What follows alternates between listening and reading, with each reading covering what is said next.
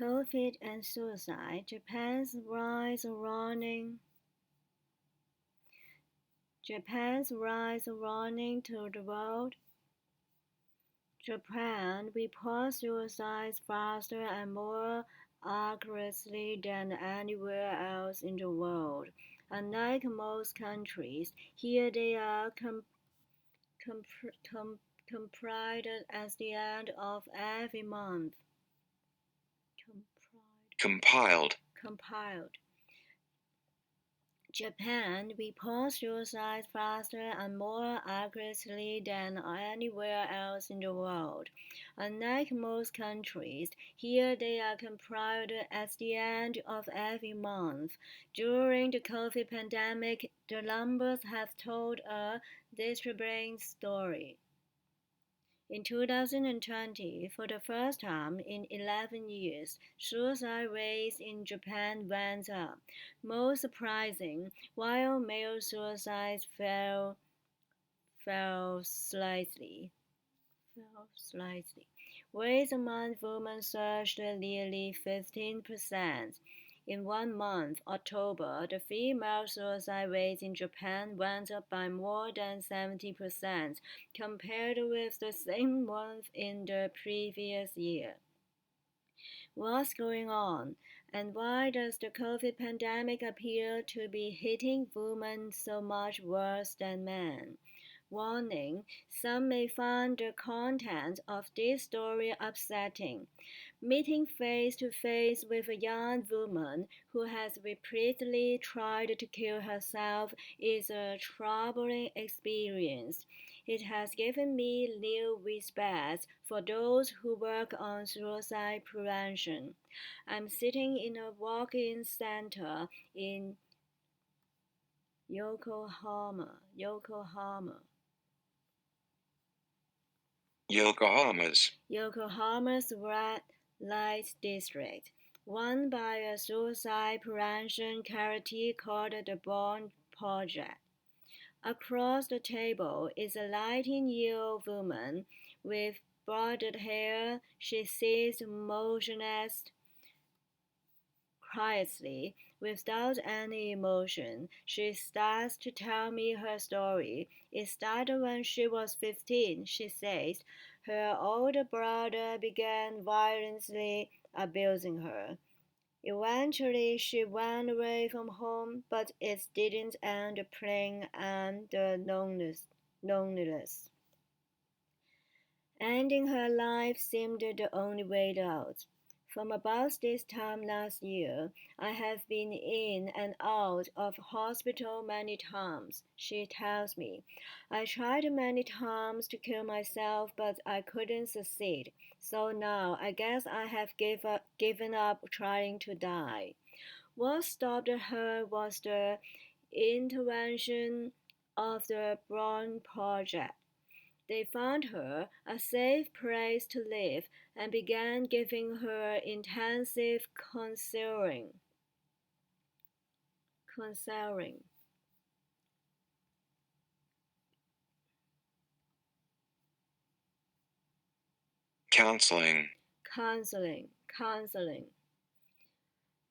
And began giving her intensive counseling. JT is the founder of the Bot Project.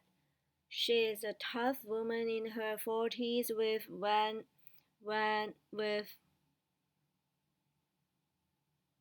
relentless optimism. Relentless optimism. JT is the founder of the Broad Project. She is the tough woman in her 40s with relentless optimism.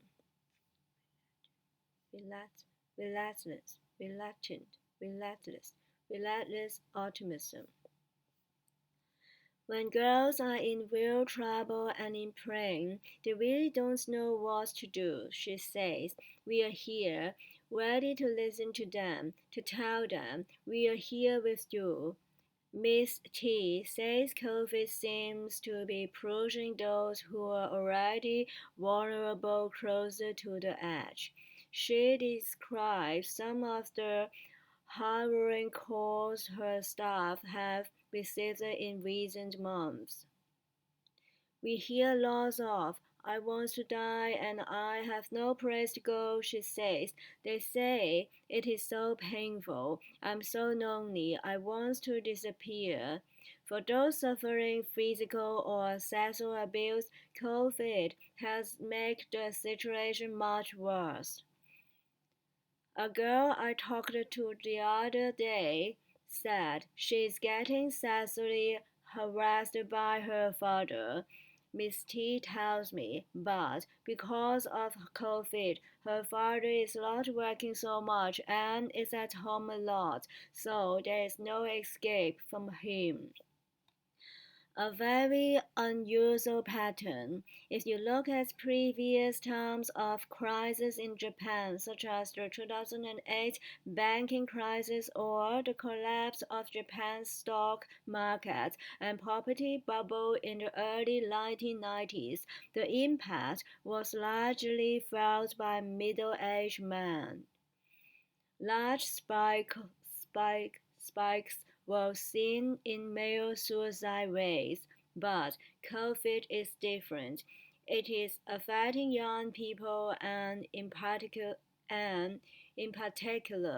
young women. The reasons are complex.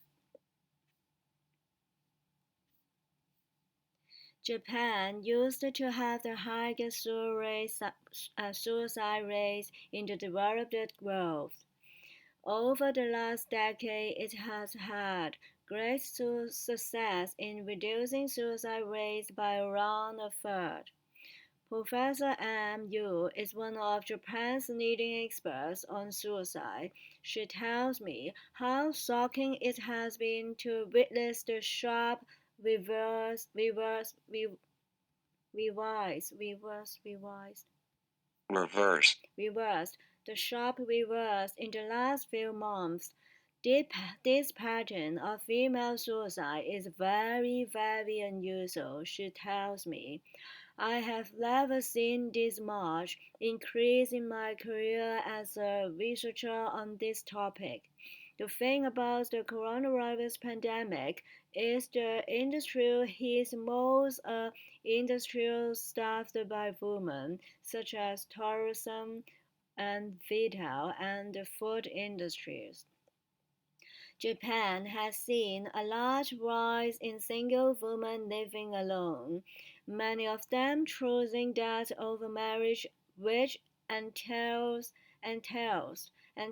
quite traditional gender roles still. Proof Yu says young women are also far more likely to be in so-called precarious employment. Precarious employment. Precarious employment entails quite a lot of women are not married anymore, she says. They have to support their own lives and they don't have permanent jobs. So when something happens, of course, they are hit very, very hard. The number of job losses among non-permanent staff is just so large over the last 8 months. 1 month really stands out. In October last year, 879 women killed themselves. That is more than 70% higher than the same month in 2019. Newspaper headlines sounded the alarm. Some compared the total number of suicides by men and women in October to the total number of deaths in Japan from coronavirus up to that point. Something particularly strange was happening. On the 27th of September last year, a very famous and popular actress named YT was found dead at her home. It was later reported that she had taken her own life. YS is a former journalist who now runs a non-profit organization dedicated to combating Japan's suicide problem.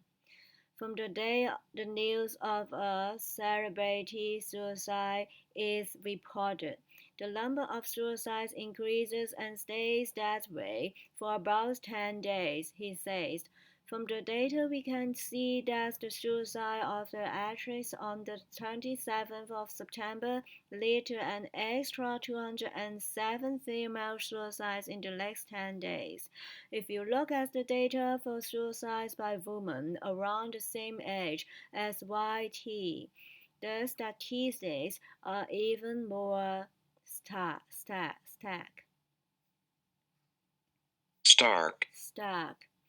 Women in their 40s were most influenced out of all age groups, Mr. S says.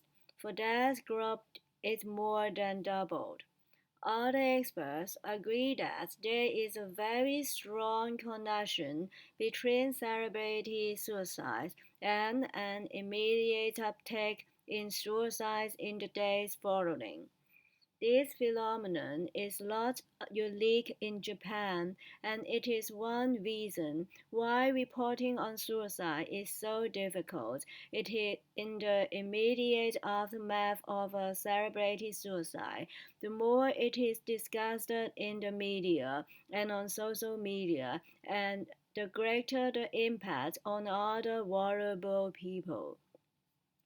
One of the NPO's researchers is MS. She is herself a victim of suicide. When she was a teenager, her father took his own life. Now she helps to support the families of other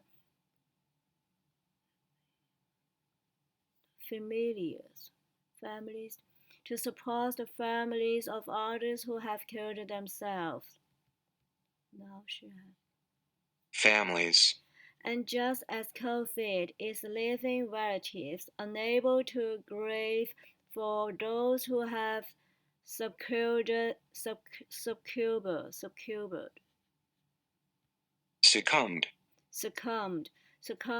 the virus, so it is making life for the families of suicide victims much more difficult.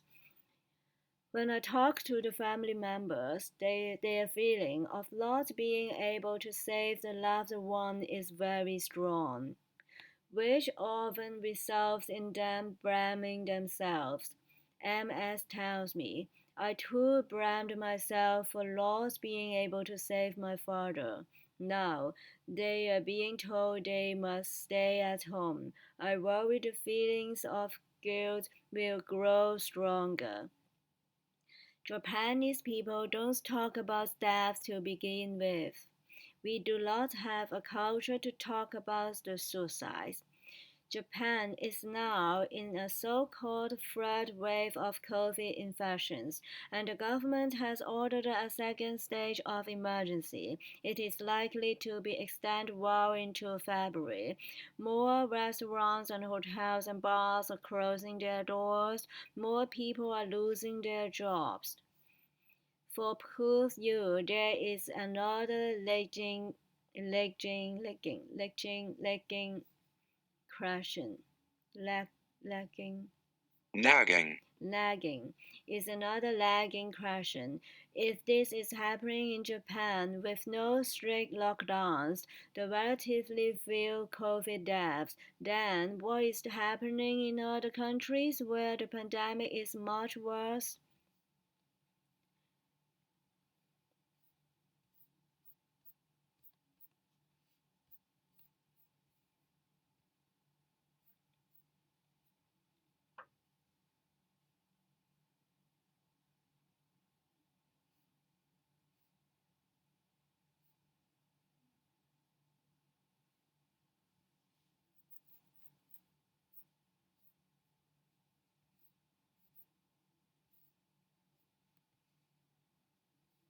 Walker Swamp.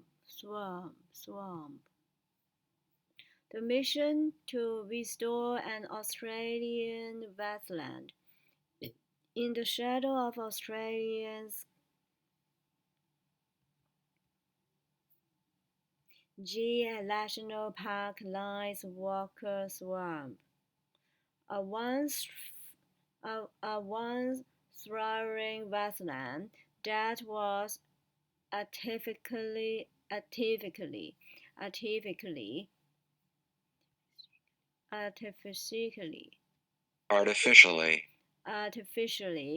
was artificially drained and farmed for over a century, but it is now welcoming new life once more after a huge restoration project. Its revival is one message of hope. Revival. Its revival is one message of hope amid so much grim environmental news.